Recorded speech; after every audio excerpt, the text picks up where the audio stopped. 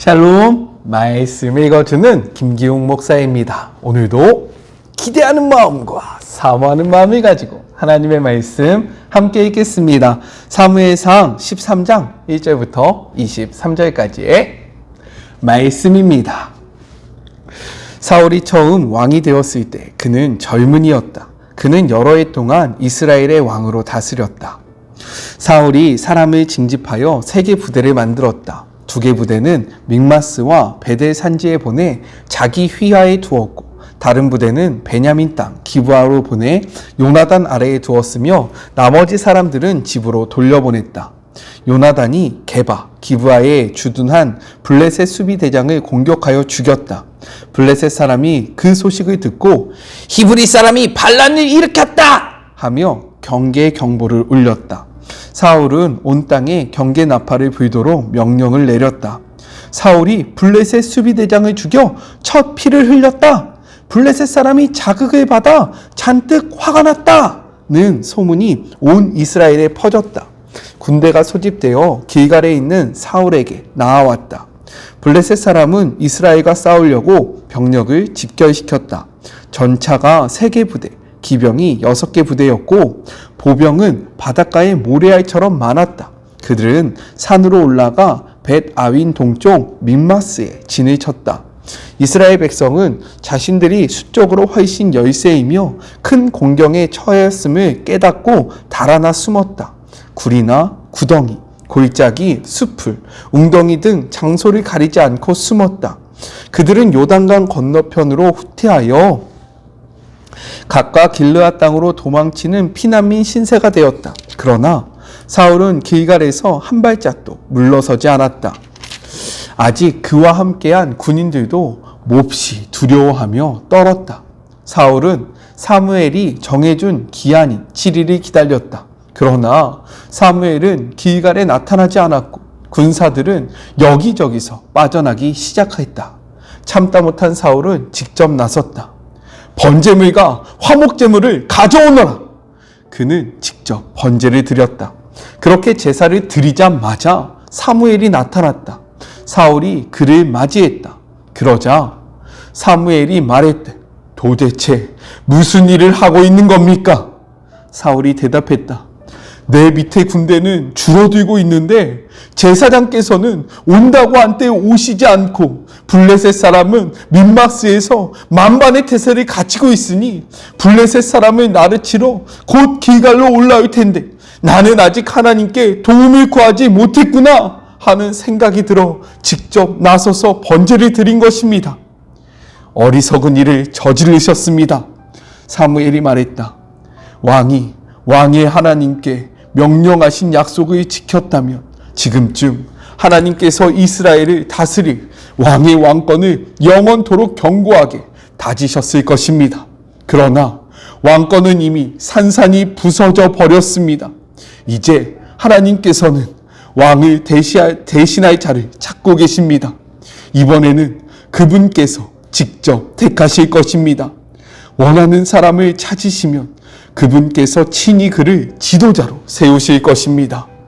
이 모두가 왕이 하나님과의 약속을 어겼기 때문입니다. 말을 마치고 사무엘은 일어나 길갈을 떠났다. 그때까지 남아있던 군대는 사울을 따라 싸우러 나갔다. 그들은 산으로 들어가 길갈에서 베냐민 땅 기브아로 향했다. 사울이 자기 곁에 남아있는 군사들을 살피고 세어보니 600명밖에 되지 않았다. 사울과 그의 아들 요나단과 남은 군사들은 베냐민 땅 게바, 기브아에 진을 쳤다. 블레셋 사람은 믹마스에 진을 쳤다.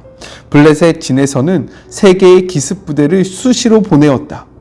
한 부대는 수알 땅 쪽으로 가는 오브라 길을 맡았고, 다른 부대는 베토른 길을 맡았고, 또 다른 부대는 하이에나 골짜기 가장자리에 둘러있는 경계길을 맡았다. 당시 이스라엘에는 대장장이가 한 명도 없었다. 히브리 사람이 칼과 창을 만들게 해서는 안 된다 며 블레셋 사람이 확실하게 수를 써놓았기 때문이다. 이스라엘 사람이 쟁긴 날 곡괭이, 도끼, 낫과 같은 농기구를 갈거나 손질하려면 블레셋 사람에게 내려가야만 했다. 블레셋 사람은 쟁긴날과 곡괭이에는 은화 1개, 나머지에는 은화 반 개씩을 받았다. 그래서 믹마스 전투가 벌어졌을 때 이스라엘에는 사울과 그의 아들 요나단 외에는 칼이나 창을 가진 사람이 없었다. 그들 두 사람만 무장한 상태였다. 블레셋 정찰대가 믹마스 고갯길에 자리를 잡고 두둔했다. 이것은 하나님의 말씀입니다. 오늘 말씀은 내용상 세 부분으로 나눠서 생각해 볼 수 있습니다. 먼저 첫 번째 1절부터 7절 군대의 소집에 대해서 이야기를 하고 있어요. 이 단락은요, 사울이 즉위 2년 만에 블레셋과의 전쟁을 치르게 된 경위를 설명하고 있습니다. 우리 2절의 말씀 같이 한번 읽어볼까요? 이스라엘 사람 3,000명을 택하여 그 중에 2,000명은 자기와 함께 믹마스와 베델 산에 있게 하고 1,000명은 요나단과 함께 베냐민 기브아에 있게 하고 남은 백성은 각기 장막으로 보내리라 라고 기록되어 있습니다. 그런데 원어 성경을 보면요, 지금 개역 개정에는 없는 그러한 표현이 있는데 그것이 무엇이냐면 그리고 사울이 자신을 위하여 라는 이러한 표현을 사용합니다. 이것을 통해서 사울이 자신을 위해 군사를 택하였음을 강조하고 있어요.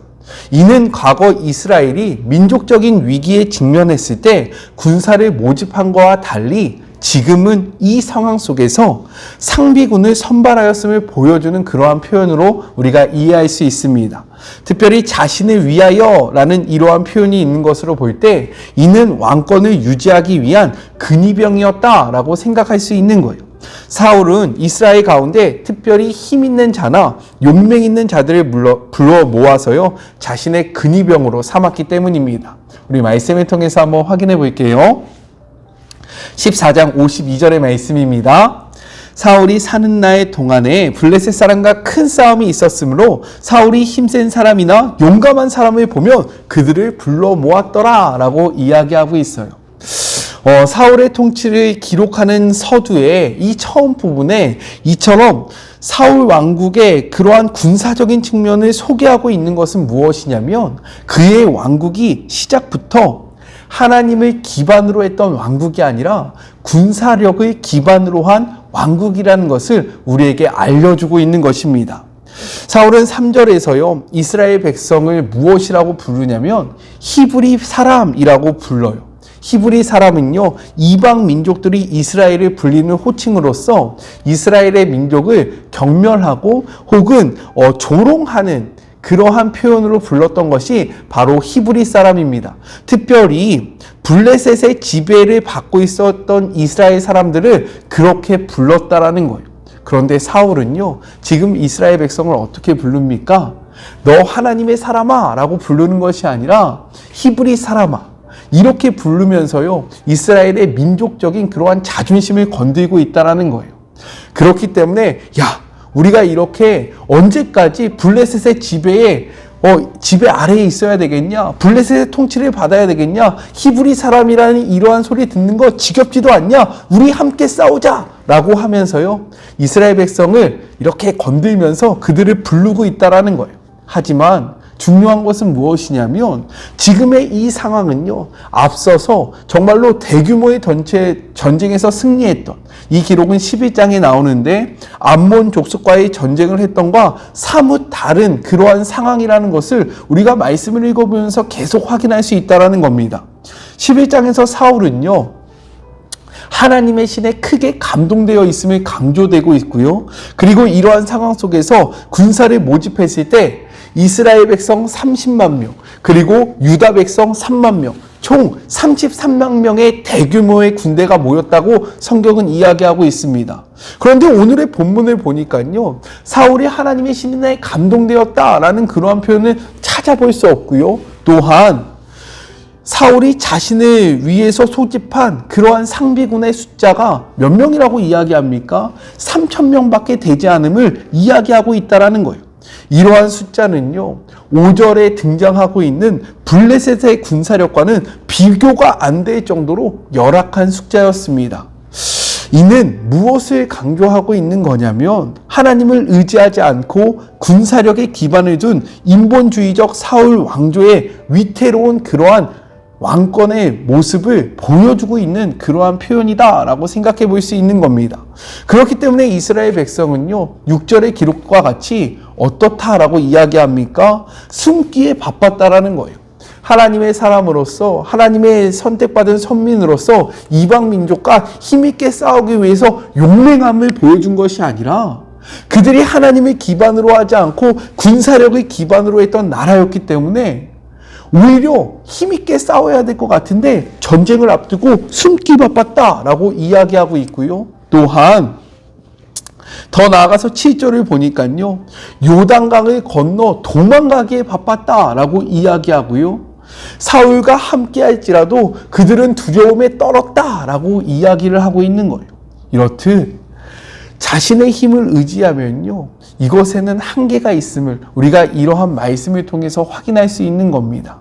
그래서 우리가 의지할 분은 하나님 한 분밖에 없다라는 것을 우리가 확인할 수 있는 거예요. 또 이 첫 번째 단락을 보면요, 처음으로 하나님이 주셨다라는 뜻을 가진 요나단이 등장하게 됩니다.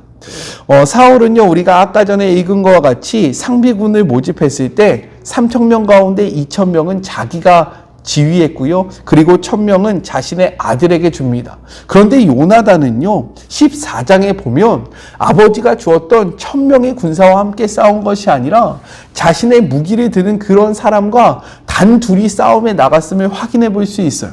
우리 말씀을 통해서 한번 볼까요? 14장 14절의 말씀입니다.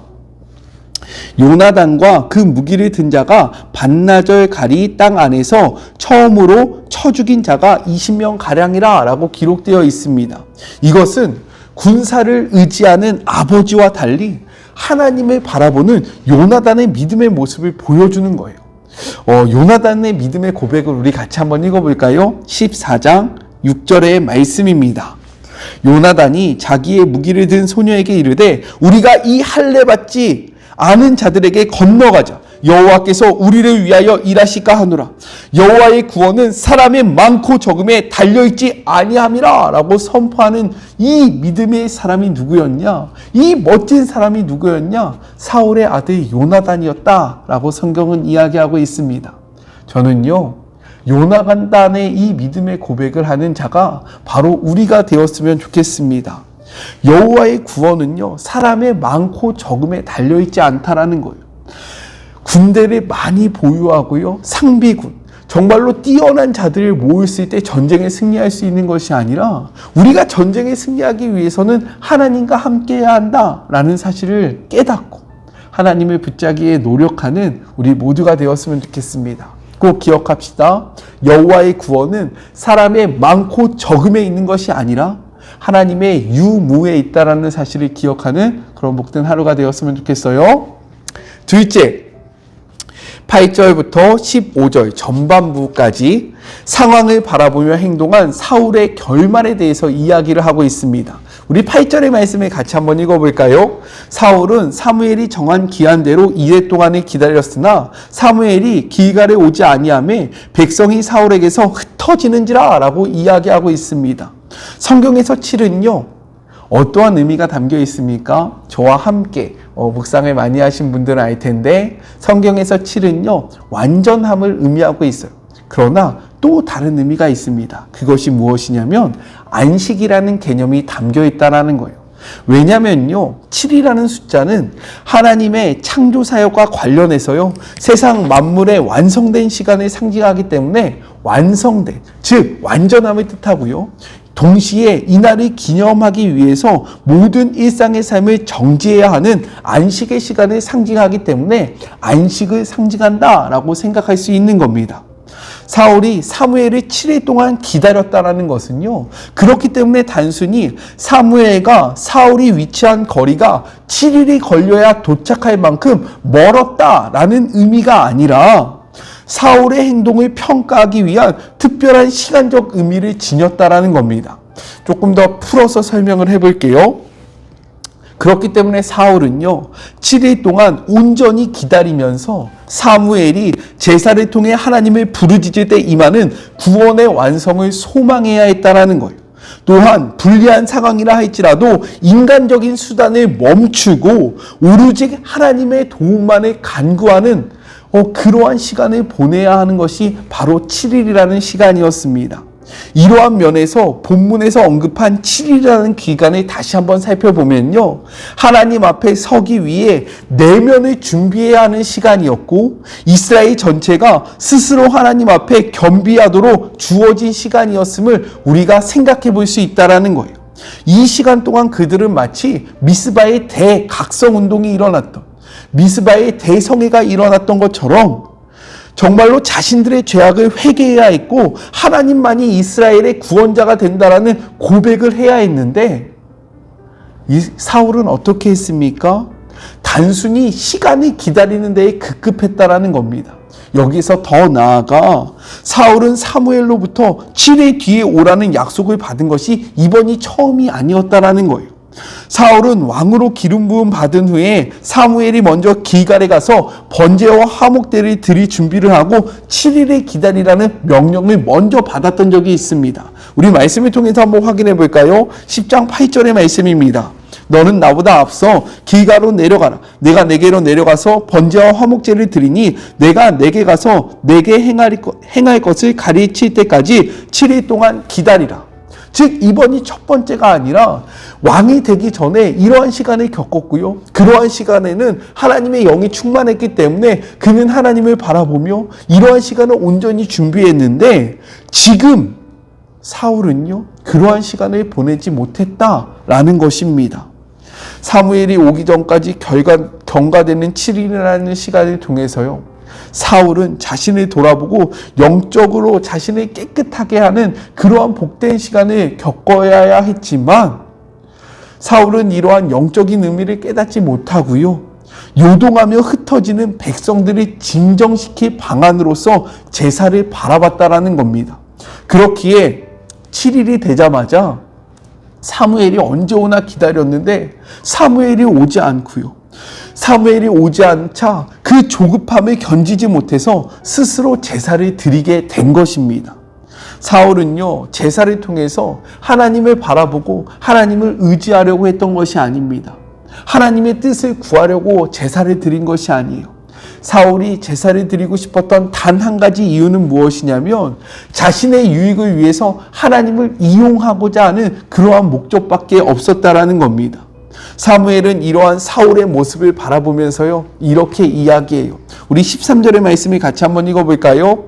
사무엘이 사울에게 이르되 왕이 망령되이 행하였도다. 왕이 왕의 하나님 여호와께서 왕에게 내리신 명령을 지키지 아니하셨도다.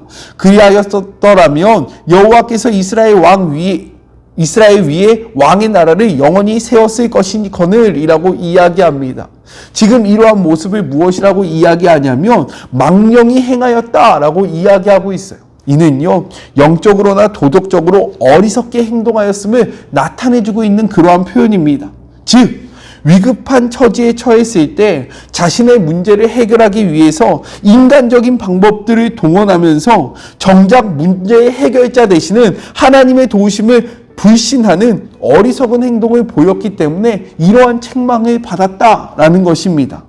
사울이 이렇게 어리석은 행동을 했던 이유는요, 그가 하나님이 아니라 상황을 바라봤기 때문입니다. 먼저는 수많은 블레셋들을 바라보면서 그의 마음이 불안했고요.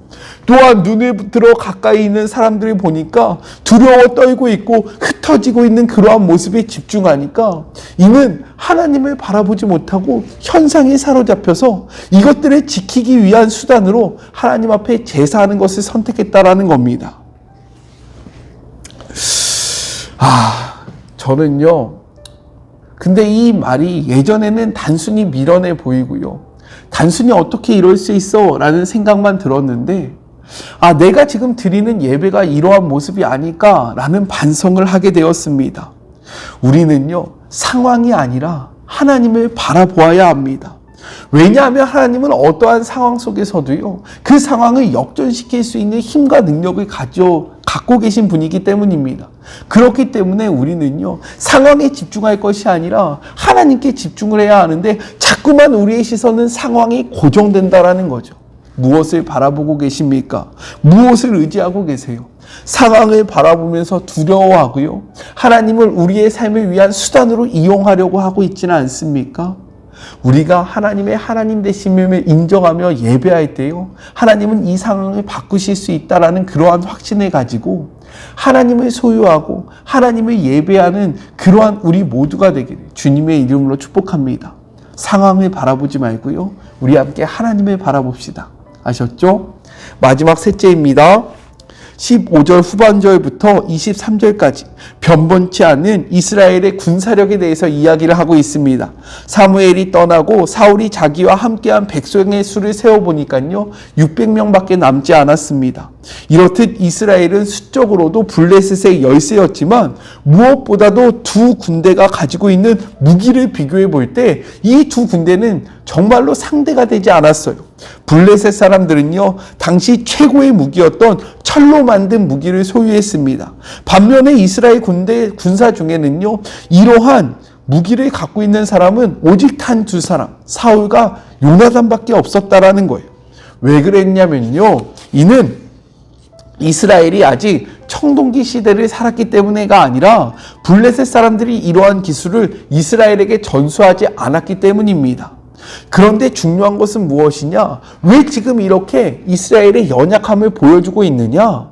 이러한 모습은 지금까지의 사울의 승리가 군사력이나 탁월한 지도력에 있지 않음을 분명하게 보여주고 있는 겁니다. 그 전에는 더 열악하지 않았겠습니까? 지금 이러한 상황인데 예전에 암몬과 전쟁할 때는 그들이 철을 소유하고 있었을 것 같습니까? 아니었다라는 거예요. 그를 통해서 우리에게 분명하게 말하고 있는 것은 무엇이냐면, 전쟁은 군사력에 있는 것이 아니라 전쟁은 하나님께 달려있음을 너희가 깨달아 알아야 한다라고 성경은 우리에게 이야기하고 있는 겁니다. 이렇게 아무것도 안 가진 이스라엘이 있지만 하나님을 소유하면 이들은 열방과 싸워서 이길 수 있게 되고, 아무것도 안 가진 이스라엘이지만 하나님을 소유하지 않을 때에 그들의 비록 군사력이 있고 그들이 상비군이 있을지라도 이들은 멸망할 수밖에 없다라는 것을 우리에게 보여주고 있다라는 거예요. 이렇듯 우리의 전쟁은요, 우리가 소유한 무기 혹은 군사력에 좌지우지되지 않는다는 것을 우리는 기억해야 합니다. 우리의 전쟁은 하나님이 우리와 함께 하시냐, 함께 하시지 않느냐, 하나님의 동행의 여부에 따라 달라진다라는 거예요. 승리하고 싶으십니까?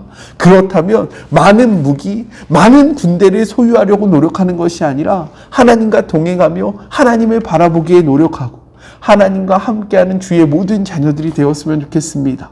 하나님이 함께 하실 때에 우리는 어떠한 상황에서도 승리할 수 있다는 거예요. 이 사실을 꼭 기억하는 주의 모든 자녀들이 되었으면 너무나도 좋겠습니다. 우리 같이 기도할까요? 하나님 감사합니다. 오늘도 말씀을 통해서 우리가 진짜 의지해야 할 것이 무엇인지를 분명하게 알려주심에 감사합니다. 하나님, 우리는요, 자꾸만 세상의 것들을 소유하려고 하고 그렇게 해야지만 우리가 정말로 승리할 수 있을 거라고 생각을 합니다. 하지만 하나님은 성경의 말씀을 통해서 너희가 무엇을 소유하는가가 중요한 것이 아니라 하나님이 너희와 함께하고 있느냐, 함께하고 있지 않느냐가 가장 중요하다라는 것을 우리에게 강조하십니다. 주님, 우리가 붙잡아야 할 것은 정말로 최신식 군대의 무기, 그리고 수많은 군대가 아니라 하나님 한 분이라는 것을 기억하며 우리의 삶 속에 이 말씀을 적용하여 세상의 수많은 것들을 소유하려고 노력하기보다 하나님 한 분과 동행하고 하나님 한 분을 소유하기에 노력하는 주의 모든 자녀들이 될 수 있도록 주님께서 축복하여 주시고 함께하여 주시옵소서. 부족한 종의 말씀을 전할 때에 하나님, 이 영상을 보는 주의 모든 자녀들 정말로 바르게 깨닫게 하여 주시옵시고, 말이 둔하여 설명이 둔하여 잘 알아듣지 못할지라도 하나님께서 지혜의 성령을 보내주셔서 정말로 잘 이해될 수 있도록 축복하여 주시고 함께하여 주시옵소서. 함께하실 주님을 기대하며 거룩하신 예수님의 이름으로 기도드립니다. 아멘. 우리에게 있어서 가장 중요한 것은 하나님과의 동행 여부입니다. 많은 무기를 소유할지라도 수많은 군대가 있을지라도 그것은 아무런 유익이 되지 않는다라는 사실을 기억하시면서 하나님과 함께 하시기를, 하나님과 동행하시기를 힘쓰는 주의 모든 자녀들이 되었으면 좋겠어요. 저는요, 삶의 자리가 시작되는 월요일 날 또 만나도록 할게요. 사랑하고 주님의 이름으로 축복하면서 오늘 하루도 힘내세요. 우리 월요일 날 만나요. 안녕. 오늘도 수고하셨습니다.